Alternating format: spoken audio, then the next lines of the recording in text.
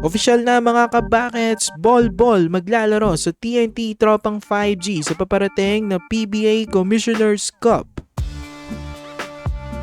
So mga TNT fans, magdiwang na kayo dahil dumating na sa Pilipinas si Bol. Opisyal ng import ng TNT Tropang 5G ang 7'3", former NBA player na naglaro sa Denver Nuggets, Orlando Magic at Phoenix Suns. Nakarating na nga siya at personal na sinalubong sa airport ng team manager ng TNT na si Jojo Lastimosa. Kitang-kitang ngiti sa mukha ni Bol. Mukhang excited na mga kabakets magpakitang gilas dito sa PBA. Alam niyo bang dahilan bakit kinuha ng TNT itong si Bol?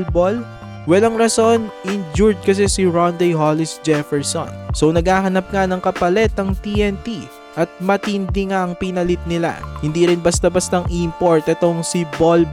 Nag-average ito ng 7 points at 3 rebounds per game sa kanyang last season sa Phoenix Suns. Hindi biro yung ganyang numero mga kabaket. 7 points per game sa maikling minuto sa NBA. At kung napapanood nyo nga ito sa NBA noon, sobrang skilled, sobrang bilis niya para sa kanyang size. Sa PBA, I think mas may showcase niya ang kanyang skills dahil mas mamumurong kanyang size dito. 7'3" monster na may shooting touch.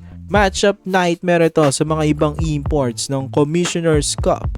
March 11 na ang start ng conference mga kabakets at handa na ang TNT na depensa ng kanilang corona. Remember, silang defending champions ng Commissioner's Cup.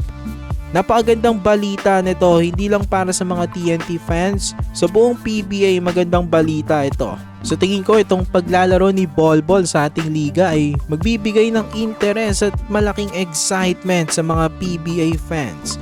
Maraming mga curious dito kaya mas tataas ang ratings at pati na rin ang gate attendance. Tapos sana matuloy rin si Dwight Howard. Balitang ibabandera daw ito ng guest team na Macau Black Bears. If matuloy nga ito, imagine mo may Bol na tapos may Dwight Howard pa.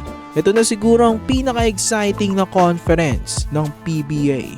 So ano masasabi nyo dito mga kabakets? For more PBA content, ilike nyo na ang ating video at mag-subscribe na rin sa JB Buckets.